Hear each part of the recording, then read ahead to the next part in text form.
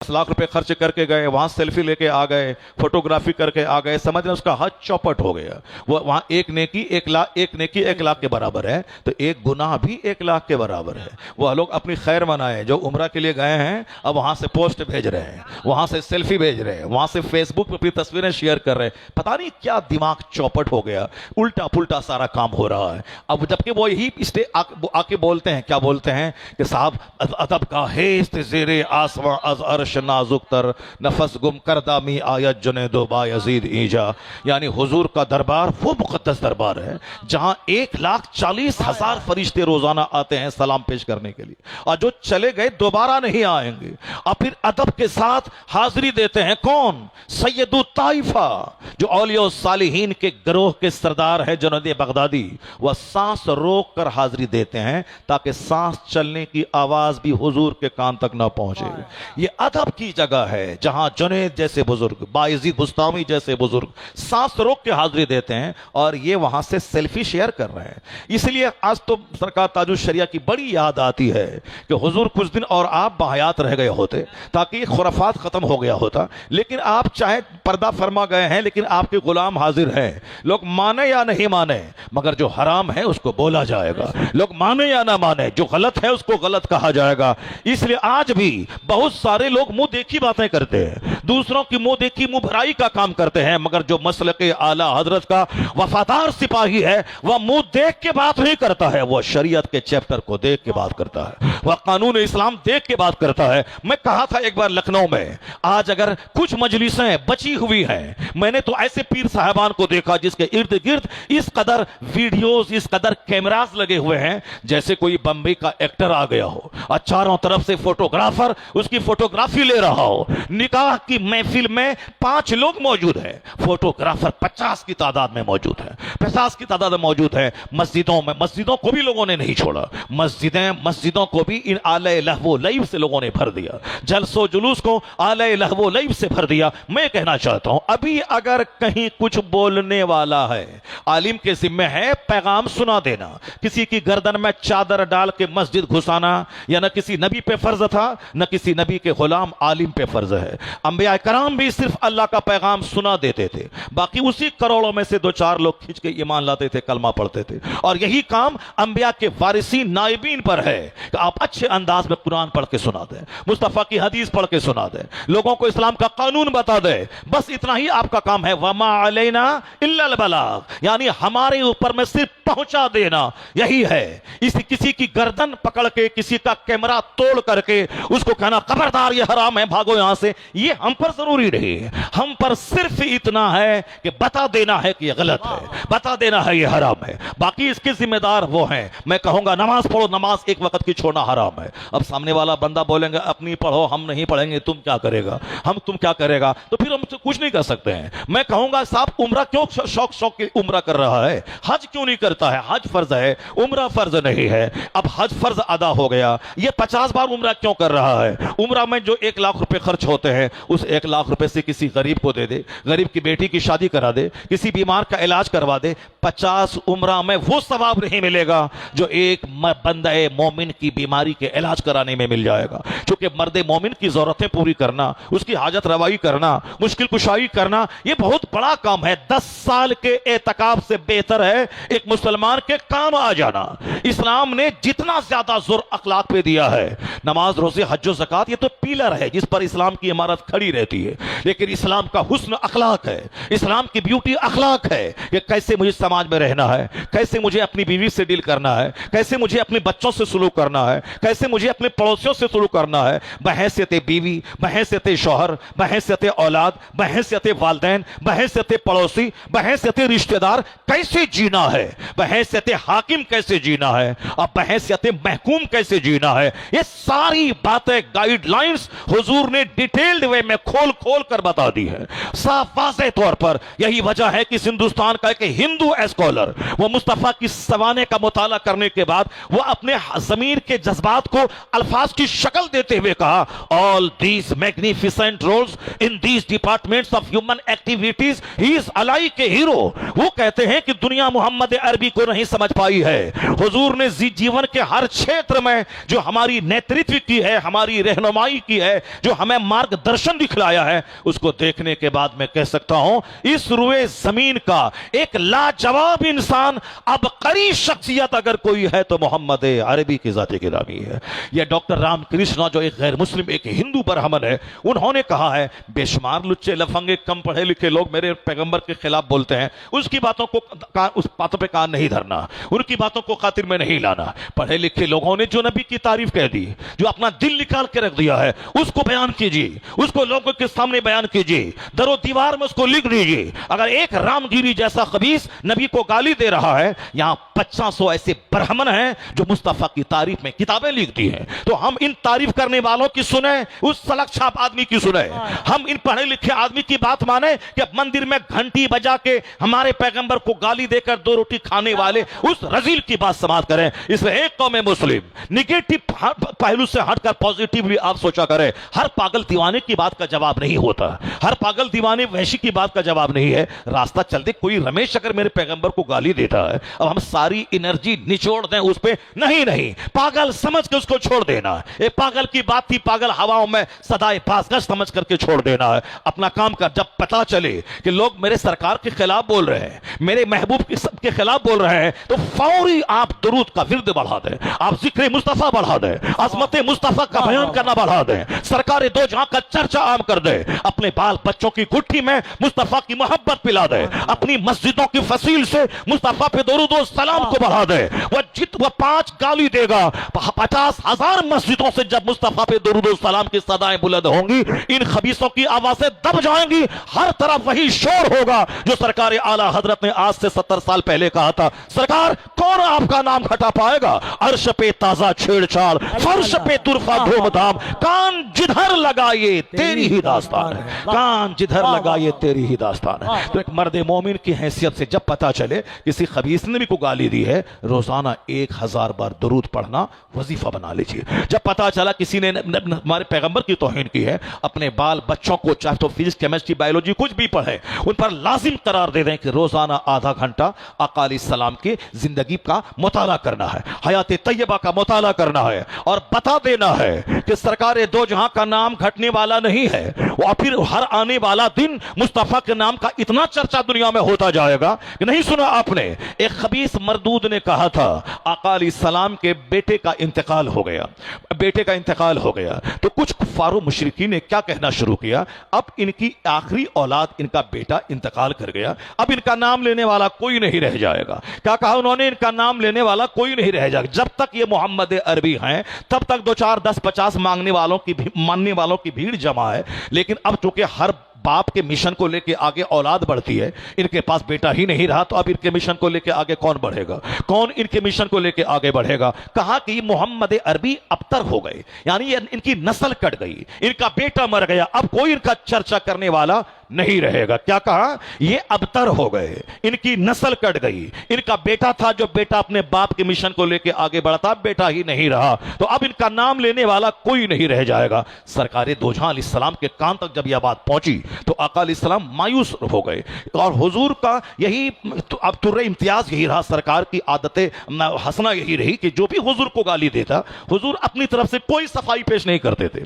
سرکار دو جہاں کی جو بھی توہین کرتا تو آقا خود نہیں کہتے تھے, ہاں اللہ کی توہین اگر کوئی کرتا تھا تو سرکار دو جہاں کا تیور غضبناک ہو جاتا تھا, وہ اس کی بات کا جواب دیتے تھے. لیکن بس یہی بات یہاں بھی ہے, اللہ کی ذات پہ حملہ کوئی کرتا, سرکار دو جہاں کا حملہ خطرناک ہو جاتا, آپ کے بیان کا تیور غضبناک ہو جاتا. لیکن جب حضور کی شان میں کوئی گستاخی کرتا تھا تو پھر فرمان الہی کا تیور غضبناک ہو جاتا تھا.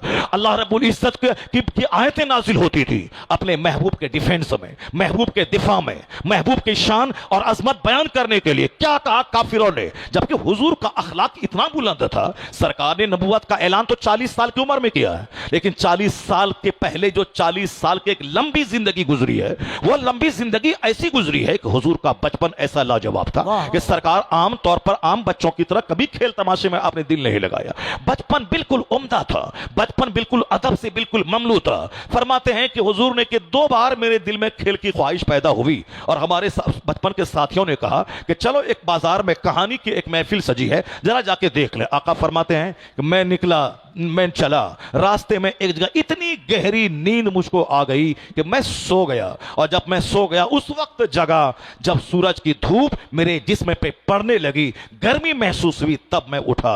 کیا مطلب؟ حضور اپنے بچپن کے ساتھیوں کے کہنے کے مطابق بچپن میں آپ کی عمر 5 سال 6 سال 7 سال ہے, اس وقت میں آپ ایک بار گئے, مگر اللہ رب العزت نے گوارا نہیں کیا کہ میرا محبوب یہ دنیاوی محفلوں میں شریک ہو جو 40 سال کی عمر کے بعد نبوت کا اعلان کرنے والے ہیں, ان کا بچپن بھی کسی طرح کھیل تماشے سے بھرا ہو. اللہ کو گوارا نہیں ہوا, اسی لیے زبردست نیند مسلط کر دی. راستے ہی میں سو گئے, جب دھوپ نکلی, جب بدن کو گرمی لگی, اٹھے, پھر آپ چلے گئے. پھر ایک بار اور ایسا ہوا, اس بار بھی ایسا, اتنی زبردست نیند آئی کہ آپ سو گئے. پھر تیسری بار کبھی بھی آپ کے دل میں کسی محفل, دنیاوی محفل میں جانے کی خواہش نہیں پیدا ہوئی. ہمیشہ دوسروں کو ادب سے ملنا, دوسروں کو سامان دے دینا, اپنے چچا کی مدد کرنا, پڑوسیوں کے کام آ جانا, پڑوسیوں کے سودا سلف کو بازار سے خرید کے لا کے دے دینا, یہ سارا آپ کا معمول رہا. جوان ہونے کے باوجود بھی جوانی اتنی بے داغ آپ کی رہی کہ آقا علیہ السلام جوانی میں, جبکہ اس عرب میں مکہ میں پیدا ہوئے جہاں لوگ سوتیلی ماتاؤں سے دور ویوہار کرتے تھے,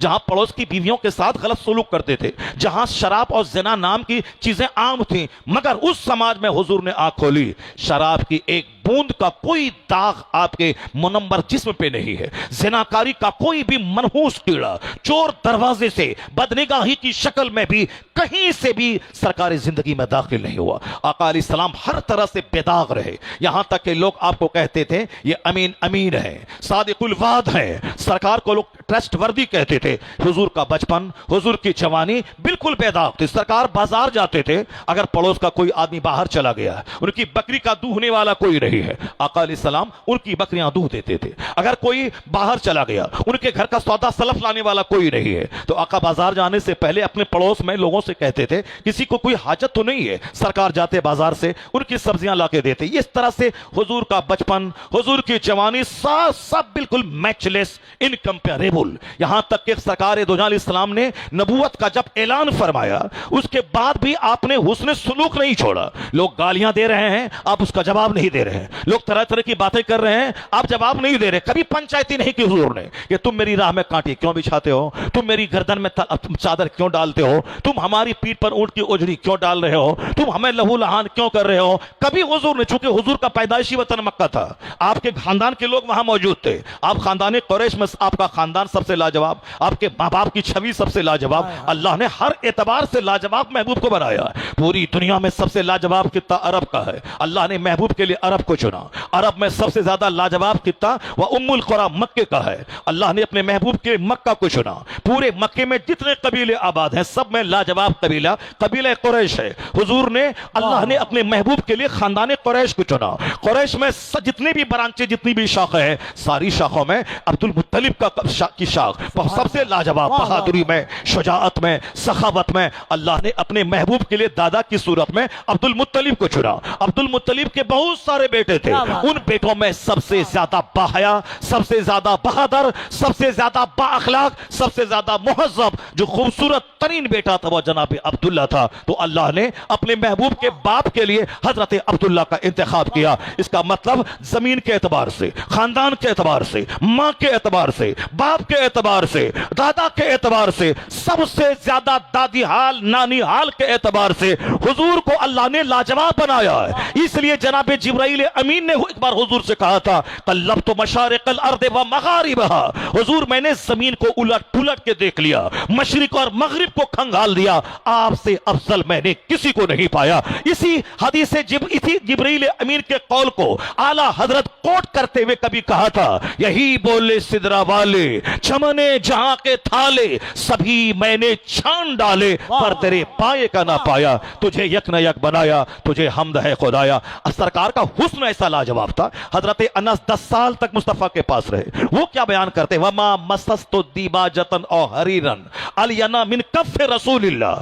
ہم لوگوں نے مصطفیٰ کو نہیں دیکھا ہے، ہم لوگوں نے حدیث میں مصطفیٰ کا حلیہ پڑھا ہے، سرکار دو جہاں کے چہرے اقدس کو میں نے پڑھا ہے، لیکن جس نے حضور کو دیکھا ہے ان کا اسٹیٹمنٹ دیکھیے۔ جناب انس 10 سال تک سرکار دو جہاں کو دیکھا، اب 10 سال تک رہتے رہتے جو سرکار دو جہاں کا چہرہ دیکھا، آپ کی ہتھیلی مبارک کو چھوا، آپ کو دیکھا، وہ کیا کہتے ہیں؟ حضور کا چہرہ اتنا، حضور کی ہتھیلی اتنی نرم تھی، میں نے کوئی ریشم، کوئی دیباج حضور کی ہتھیلی سے زیادہ نرم نہیں پایا۔ وہ جناب انس کہتے ہیں میں نے کوئی مشک، کوئی کستوری مصطفیٰ سے زیادہ خوشبودار میں نے نہیں پایا۔ اور جناب انس کہتے ہیں میں 10 سال حضور کی خدمت میں رہا، مگر میرے سرکار نے 10 سال کے لمبے پیریڈ میں لفظ اف تک مجھ کو نبی نہیں کہا، جبکہ ایک غلام کو ہم لوگ ایک دن میں 50 بار گالی دیتے ہیں، 50 بار ماں کی ڈیکی کرتے ہیں، تمہارا باپ ایسا، تمہاری ماں ایسی، تمہارا خاندان ایسا۔ جو ہمارا نوکر ہے جس کو ہم تنخواہ دیتے ہیں تو اس کو ہم 50 بار گالیاں دے کے توڑ دیتے ہیں اس کو، یہ ہمارا اخلاق ہے۔ مگر جناب انس کیا کہتے ہیں؟ میں 10 سال تک مصطفیٰ کی خدمت میں رہا، اور اسی چیپٹر کو دیکھ کر امریکہ یورپ کے دانشور دم بخود رہتے ہیں کہ یہ کیسا انسان ہے کہ ایک دن میں آدمی 50 گالی اپنے نوکر کو دیتا ہے، لیکن یہ 10 سال کا ایک طویل عرصہ گزر گیا اور ایک بار بھی لفظ اف تک نہیں کہا۔ How loftiness is the morality of the holy prophet۔ وہ کہتے ہیں Anas lived in the holy service of the prophet for 10 years but he did not tell even word اف۔ انس 10 سال اسلام کے پیغمبر کی خدمت میں رہے، مگر لفظ اف تک مصطفیٰ کو نہیں کہا۔ ایک طرف حسن لاجواب، ایک طرف اخلاق لاجواب، ایک طرف آپ کا جسم لطیف لاجواب، ایک طرف خاندان لاجواب۔ اس لاجواب پیغمبر نے جب نبوت کا اعلان فرمایا ہے، جن کے ساتھ مصطفیٰ کا حسن سلوک برسوں سے رہا، تجارت کر کے مال کمانا، لوگوں کو قرض دینا، بیماروں کا علاج کروانا، سماج کے جو لوگ کام کرنے کے قابل نہیں ہیں ان کو پیسہ دے کے کام کے قابل بنانا، یہاں تک کہ ہر آنے والے مہمان کی عزت کرنا، اس پڑوسی کو قرضہ دینا۔ پریکٹیکل میں جو آپ نے کہا کہ پڑوسی کا پڑوسی پر حق یہ ہے اس کو گالی نہ دے، وہ قرض مانگے تو قرض اس کو دے، تو اب حضور نے پریکٹیکل میں ساری چیزیں کر کے دکھا دی۔ جس نے اتنا بڑا اخلاق کا مظاہرہ کیا، ان کے بیٹے کا انتقال ہوا، مگر کچھ خبیثوں نے کیا کہا؟ ان کی نسل کٹ گئی، اب ان کا نام لینے والا کوئی نہیں رہے گا دنیا میں۔ کیا کہا؟ کن کے ساتھ؟ اخلاق کی سب سے اونچی چوٹی پہ جو فائز ہے اس کے آگے کوئی اخلاق کی چوٹی ہی نہیں ہے۔ حضور فرماتے ہیں بُعِثْتُ لِأُتَمِّمَ مَكَارِمَ الْأَخْلَاقِ، I have been sent to complete morality۔ میں اخلاق کو پائے تکمیل تک پہنچانے کے لیے میں پیدا ہوا ہوں۔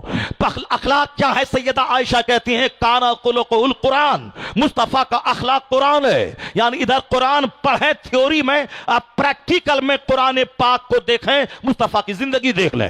سرکار دو جہاں کا اخلاق اتنا بلند تھا کہ جو آپ کو پتھروں سے لہو لہان کر دیا، آپ نے اس کے ساتھ بھی حسن سلوک کو نہیں چھوڑا۔ لیکن ان لوگوں نے کیا سلوک کیا؟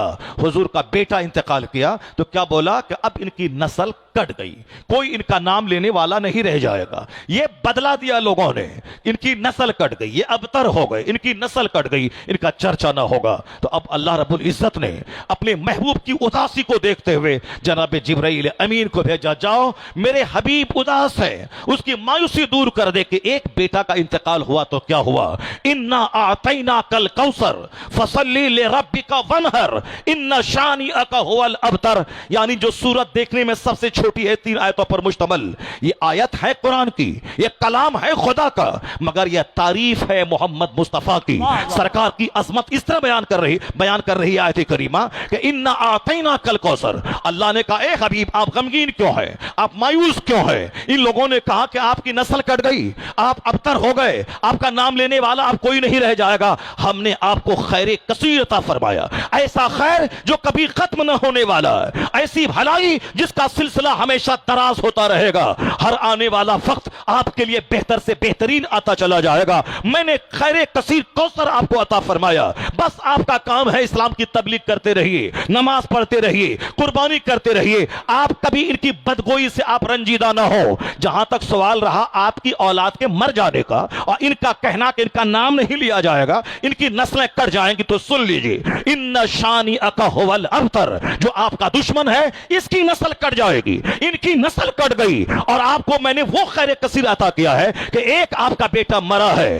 آنے والے وقت میں کئی ہزار کروڑ آپ کے روحانی بیٹے ہوں گے جو آپ کا نام لیں گے, جو آپ کا کلمہ پڑھیں گے. آپ کی خربہ روحانی اولاد ہوگی. تو ایک بیٹا کیا مرا, اللہ نے آج ہندوستان میں 40 کروڑ مصطفیٰ کا وہ غلام دیا ہے جس کے نام کے ساتھ لفظ محمد جڑا ہوا ہے. اب پوری دنیا میں 200 کروڑ ایسے مسلمان ہیں جس کے نام کے ساتھ لفظ محمد جڑا ہوا ہے. پتہ یہ چلا کہ ہر آنے والا وقت مصطفیٰ کی عظمت کا چرچا ہوتا جا رہا ہے. ان کی روحانی نسلیں بڑھتی چلی جا رہی ہے. پہلے 4 لوگوں نے کلمہ پڑھا تھا, دشمن نے کہا کہ ہم مار دیں گے. 4000 لوگوں نے کلمہ پڑھ لیا. پھر دشمنوں نے کہا کہ ان کی تعداد آگے بڑھنے نہیں دیں گے. 4 لاکھ لوگوں نے کلمہ پڑھ لیا. دشمنوں نے کہا مٹا دیں گے. 4 کروڑ لوگوں نے کلمہ پڑھا. دشمن نے کہا کہ میں اسلام کو بڑھنے نہیں دوں گا. 400 کروڑ لوگوں نے کلمہ پڑھ لیا. اور آج کی تاریخ میں, آج سے 100 سال پہلے ہندوستان میں کچھ لوگوں نے کہا تھا کہ مسلمانوں کو بڑھنے نہیں دوں گا, ان کی مسجدیں, ان کے مدرسوں کو میں مٹا دوں گا. مگر آج الحمدللہ اسی ہندوستان میں کم و بیش 40 کروڑ کلمہ پڑھنے والے ایسے ہیں جس کے نام کے ساتھ لفظ محمد جڑا ہے. محمد احمد, محمد سمر, محمد قمر, محمد توصیف. یہ کون ہے؟ یہ محمد عربی کی روحانی اولاد, یہ محمد عربی کے کلمہ پڑھنے والے ان کے غلام ہے. تو ایک کو بیٹا مارا تھا تو کافروں نے مذاق اڑایا, آپ کی نسل کٹ گئی. تو اللہ نے ایک طرف تو آپ کی بیٹی فاطمہ الزہرا سے لاکھوں کروڑوں سادات کا سلسلہ جاری فرما دیا کہ یہ آپ کی خونی اولاد ہے جو قیامت تک جاری رہے گی, اور دوسری طرف ایک روحانی مانوی اولاد ہے, ایک روحانی اولاد آپ کا کلمہ پڑھنے والا.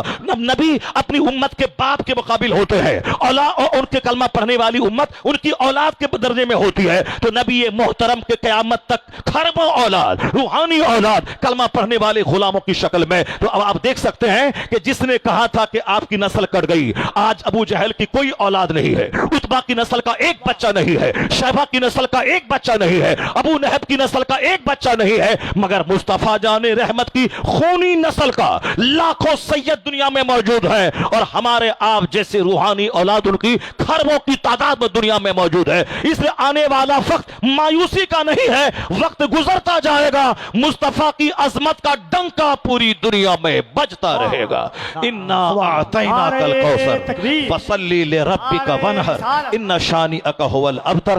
سرکار دو جہاں کا چرچا قرآن شریف کی آیتوں میں آپ محسوس کر سکتے ہیں کس طرح اللہ نے اپنے محبوب کو ڈھارس بندھائی, کس قدر اپنے محبوب کو تسلی دی, کس قدر اپنے محبوب کی اداسی دور کی. اسے سورہ کوثر جب بھی آپ پڑھیں تو لگے کہ آیت ہے آیت ہے قرآن کی, مگر یہ نعت ہے مصطفیٰ کی, یہ وصف ہے مصطفیٰ کی. آپ پوری سورت مصطفیٰ کی تائید و تصدیق اور آقا علیہ السلام کی عظمت کا خطبہ پڑھ رہی ہے. آپ کو معلوم ہے ایک بار سرکار دو جہاں کو اسی طرح ایک سرپھرا, ایک پاگل, یہ تاریخ پرانی رہی ہے. کچھ لوگ ہیں جو سرکار پہ جان چھڑکتے تھے, جان ہتھیلی پہ لے کے میدان جنگ میں گردنیں کٹانا چاہتے تھے, حضور کے بغیر ایک لمحہ جینا نہیں چاہتے تھے, ہر وقت سرکار کا نظارہ کرتے رہے. حضور کہتے تھے چلو, الرحیل کی صدا بلند ہوتی تھی, یہ لوگ اپنے بال بچوں کو تیاگ کر میدان جنگ میں نکل جاتے تھے. یہ وہی عرب کے لوگ تھے جو الہڑ تھے, جو گمار تھے, مگر حضور نے وہ اخلاق کا پاٹ ایسا پڑھایا سب مصطفیٰ کے دیوانے ہو گئے. پورا عرب اندر سے باہر سے بدل گیا.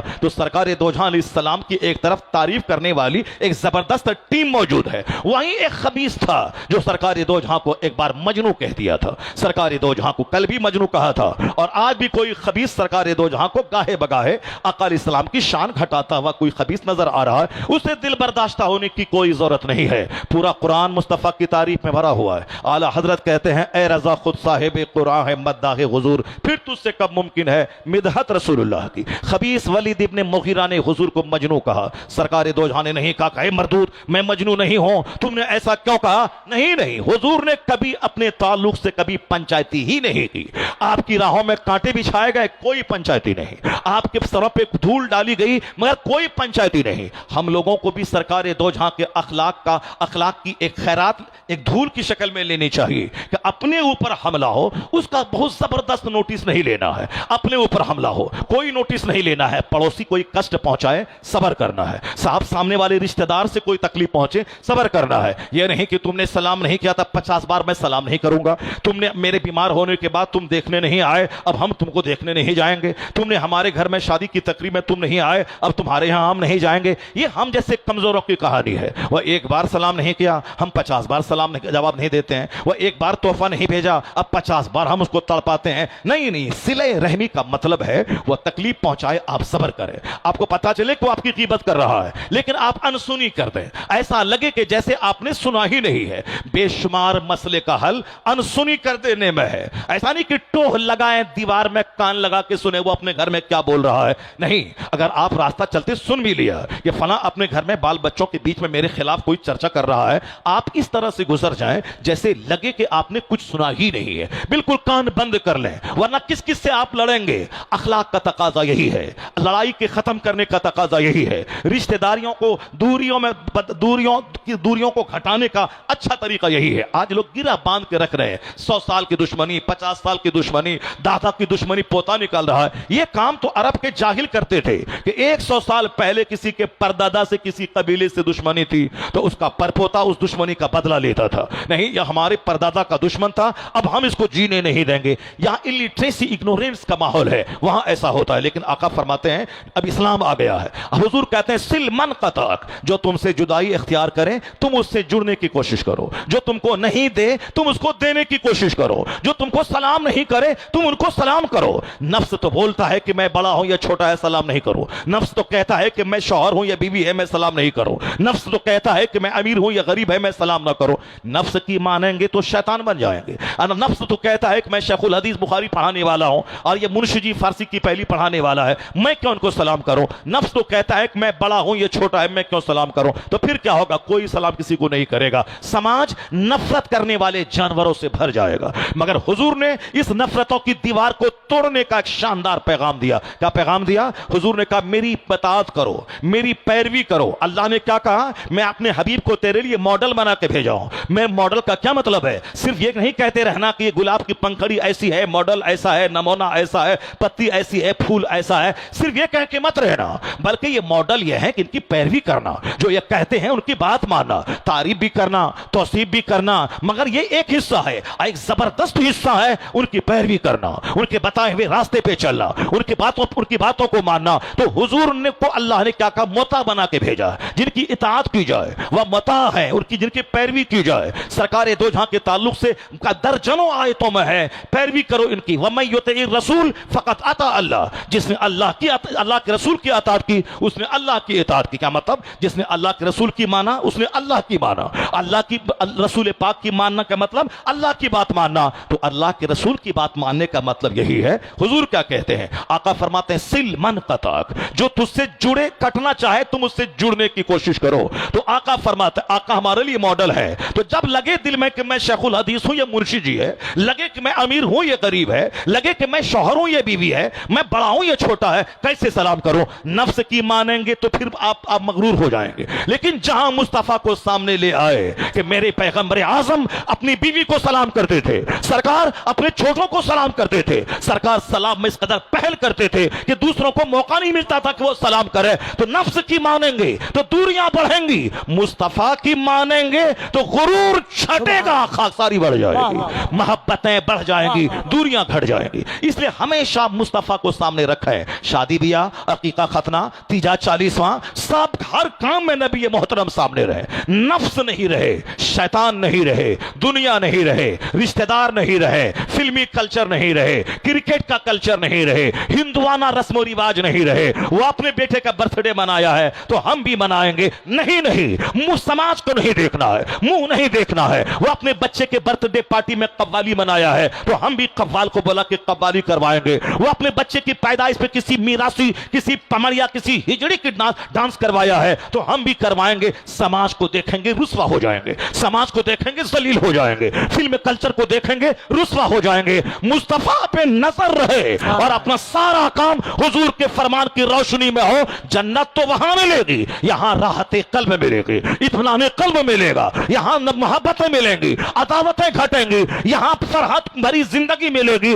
अगर अल्लाह ने चाहा मुस्तफा की गुलामी की वजह से हुकूमत मिलेगी, सल्तनत मिलेगी, राहत मिलेगी, वो नहीं कामयाब होगा जो किसी बंदर के सामने सर झुकाता हो, वो कभी कामयाब ना होगा जो छुछंदर को खुदा कहता हो, वो कभी कामयाब ना होगा जो कभी कीचड़ को खुदा कहता हो, वो कभी कामयाब ना होगा जो किसी सांप को खुदा कहता हो। इसलिए एक कौम मुस्लिम जो कुछ भी आजमाइश है दुनिया में, ये हमारी बदअमली की सजा है। आज मेरी मस्जिदें वीरान है, मेरी खानका वीरान है, मेरे जलसे वीरान है, मेरे मदरसे वीरान है, सब ये सारी जगह आबाद करने की थी, हमने उनको वीरान कर दिया। शराब की भट्टी वीरान करनी थी, हमने उसको आबाद कर दिया। फिल्म का हाल वीरान करने का था, हमने पैसा देके 3 घंटा अपना टाइम देकर हमने अपनी आंखों को जना के लज्जत से साथ काम किया है। हमने सिनेमा हॉल आबाद किया, शराब की भट्टी हमने आबाद की, नाच गाने की महफिलें हमने आबाद की। तो आप क्या चाहते हैं, जिए शैतान की तरह और फिर हुकूमत हिंद मिल जाए, हुकूमत अमेरिका मिल जाए, हुकूमत चाइना मिल जाए, हुकूमत जापान मिल जाए, यानी हम जिए शैतान की तरह और जो दुआ करे रहमान कबूल कर ले।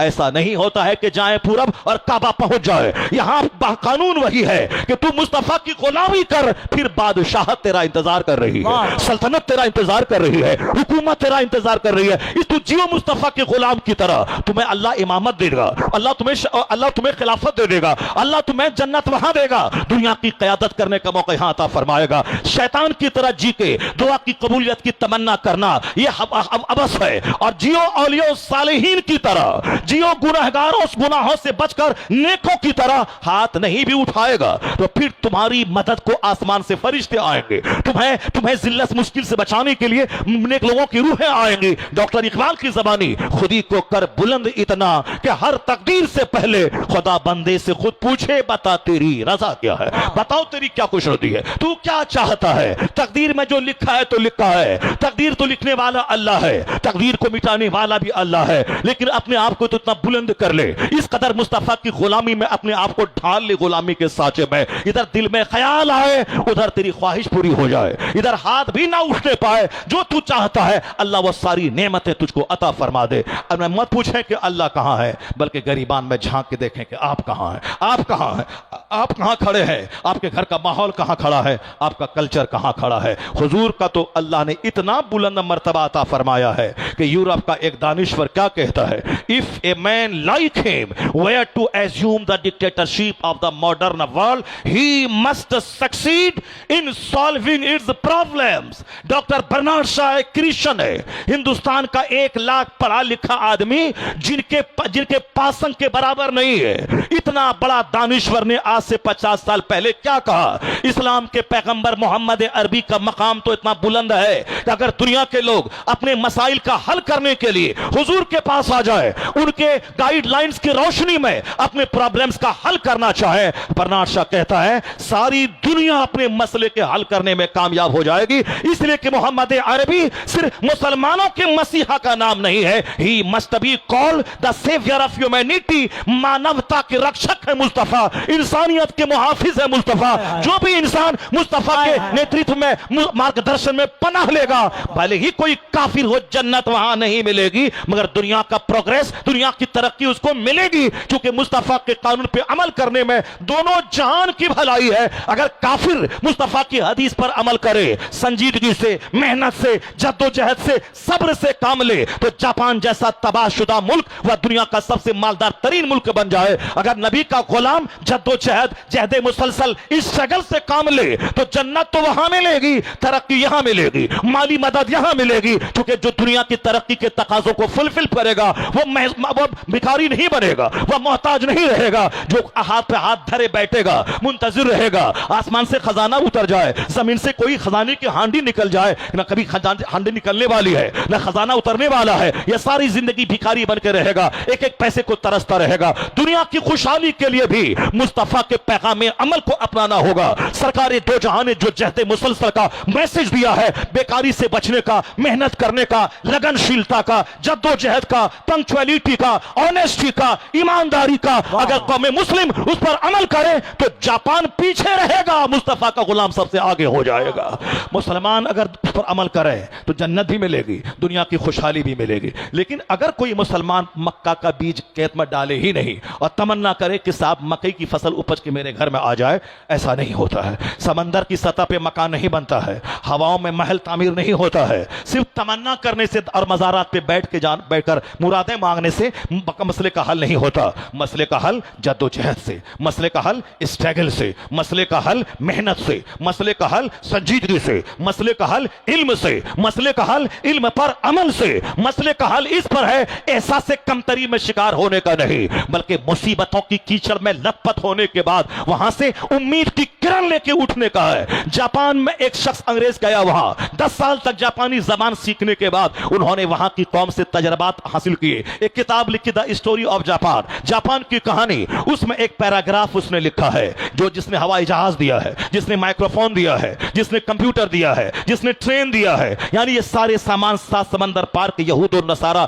یہ وہاں ان کی زمین سے ساری چیزیں آئی ہیں. ہوائی جہاز دینے والی زمین سے اٹھنے والا ایک شخص جاپان جا کے جاپانی قوم کا مشاہدہ کر رہا ہے. پھر ایک کتاب لکھتا ہے, دا اسٹوری آف جاپان. اس میں لکھتا ہے یہ جاپانی قوم کو اسپریٹ کہاں سے ملی ترقی کرنے کی. آج ساری دنیا میں میڈ ان جاپان کا سامان ہے, made in China, made in Japan, یہ پورے ورلڈ میں سامان چھایا ہے. کہا کہ جاپانی کو اتنا حوصلہ کہاں سے ملا, اتنا کریج کہاں سے ملا, اتنی ہمت کہاں سے ملی. کہا کہ جاپانیوں نے مصیبتوں سے حوصلہ سیکھا ہے. 1923 میں ایک زبردست زلزلہ جاپان میں آیا تھا, شہر کا شہر اجڑ گیا, شہر کا شہر اجڑ گیا, بال بچے ختم ہو گئے, شہر ندی نالے میں تبدیل ہو گیا. لیکن جو لوگ بچ گئے تھے وہ لوگ ماتم کرنے کے لیے نہیں بچے رہے, جو لوگ بچ گئے تھے وہ لوگ سینہ کوبی کرنے کے لیے نہیں کھڑے رہے کہ اب ہمارے بال بچے ختم ہو گئے, ہمارا شہر اجڑ گیا, اب ہم کیا کریں گے دنیا میں جی کر کے, چلو پھانسی کے پندے پہ لٹک جاتے ہیں. نہیں, آج جاپان امریکہ کی منڈیوں میں چھایا ہے, آج جاپان ہندوستان کے مارکیٹ میں چھایا ہے. اس کا مال سب سے زیادہ زبردست اور پھر سب سے زیادہ قیمتی بھی, سب سے زیادہ مضبوط بھی ہوتا ہے. میڈ ان جاپان, چاہے سونی کمپنی ہو یا کیا کمپنی کی کاریں ہو, بہت ساری کمپنیاں ایسی ہیں جو جاپان کے لگے ہوئے کوریا, جاپان سے سٹے ہوئے چائنا سے وہ سارا سامان بن. جاپان جو تباہ شدہ ملک, کیا کہا 1923 میں خطرناک زلزلہ آیا, کروڑوں لوگ موت کے منہ میں چلے گئے, آبادیاں زمین میں دھس گئی. لیکن جو لوگ بچ گئے وہ لوگ سوگوار بن کے نہیں بچے, بال نہیں نوچنے لگے, سینہ نہیں پھاڑنے لگے. جو گئے تو گئے, جو بچ گئے کہا مجھے اس مصیبت کی گھڑی میں عورتوں کی طرح بال نہیں نوچنا ہے, صبر سے کام لینا ہے, حوصلے سے کام لینا ہے. وہ لوگ صبر کے ساتھ رہے, حوصلہ کا دامن ہاتھ سے نہیں چھوڑا, جدوجہد شروع کیا. میرا ہر بچہ پڑھے گا, میرا ہر بچہ فیکٹری کا بنائے گا, میرا ہر بچہ نیا پروڈکشن بنائے گا, ساری دنیا میں پیداوار کو پھیلائے گا.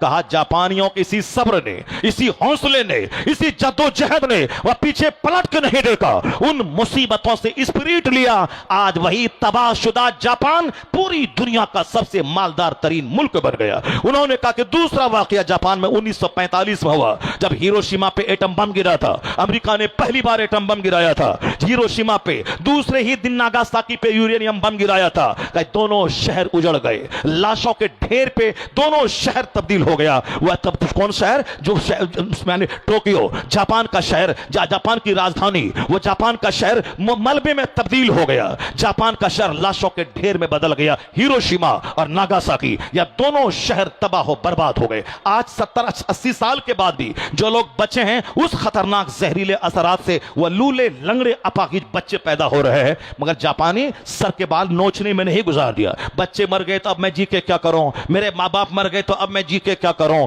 میرا شہر اجڑ گیا تو اب میں جی کے کیا کروں. نہیں, جاپانیوں نے سرنڈر کیا کہ اب میں امریکہ سے جنگ نہیں کروں گا, اب میں جنگ نہیں کروں گا, میں ہار گیا, میں ہار گیا. اب انہوں نے ساری انرجی, ساری طاقت انہوں نے پڑھنے میں, لکھنے میں, سامان بنانے میں, فیکٹری میں لگا دی. آج دنیا کا سب سے خوبصورت شہر, سوڑی سڑکیں, فلک بوس عمارتیں, زبردست فیکٹریاں, مضبوط سامان کا پروڈکشن, سب میں اول نمبر پہ جاپان ہے. اب دنیا کے لوگ وہاں سے سبق لیتے ہیں کہ مصیبتوں میں حوصلہ کھونا نہیں چاہیے, مصیبتوں میں نروس ہونا نہیں چاہیے. جاپانی قوم سے لوگ سیکھ لے. ایک ہندوستانی مسلمان, اگر آج مسجدیں ٹوٹ گئی تو کیا ہوا, مدرسے اجڑ گئے تو کیا ہوا, اگر تمہارے اختیارات چھینے جا رہے تو کیا ہوا, تم صبر سے کام لینا.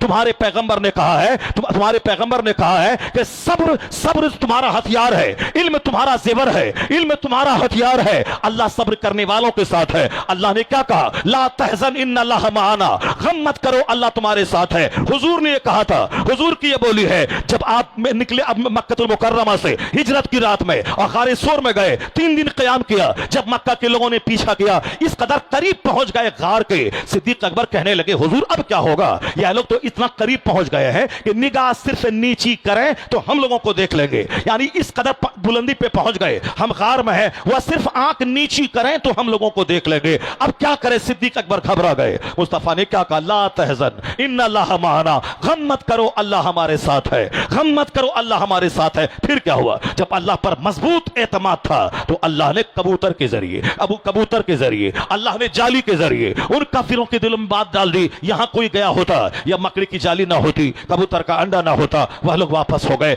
اللہ پر مضبوط اعتماد بندے کو مشکلوں سے نکلنے کا راستہ دے دیتا ہے، بندوں کو مشکلوں سے نکلنے کا راستہ دیتا ہے۔ اس سنکٹ کی گھڑی میں نہ عورت کی طرح سینہ نوچنا ہے، نہ سر کے بال نوچنا ہے، نہ صاحب کافروں کے رنگ میں رنگ جانا ہے، نہ فلمیں دیکھنا ہے، نہ اپنے بال بچوں کو ڈاکٹر انجینئر بنانے کے نشے میں کافر بنا دینا ہے۔ نہیں، اس سنکٹ کی گھڑی میں مضبوطی سے اللہ پر یقین رکھنا ہے، مصطفیٰ کی سنتوں کی پیروی کرنی ہے، اپنے بال بچوں کی گھٹی میں مصطفیٰ کا عشق پلا دینا ہے۔ پھر کہنا ہے تمہارے پاس جتنی تلوار ہے تو چلا، تو بم گرا، تیرا بم تھک جائے گا مگر میرے عشق کی دیوار ٹوٹ نہیں پائے گی۔ تم نے اگر اسلام مٹانے کی ٹھان لیا ہے، اب ہم نے بھی اسلام بچانے کی ٹھان لیا ہے، اب ہم نے بھی اسلام بچانے کی ٹھان لیا ہے۔ یہ وقت ناچنے کا نہیں ہے، یہ وقت گانے کا نہیں ہے، یہ وقت 1 کروڑ کی شادی کا نہیں ہے، یہ وقت حوصلے کا ہے، یہ وقت اسٹرگل کا ہے، یہ وقت جد و جہد کا ہے، یہ وقت مصطفیٰ کی سنتوں کی پیروی کا ہے، یہ وقت مسجدوں کے آباد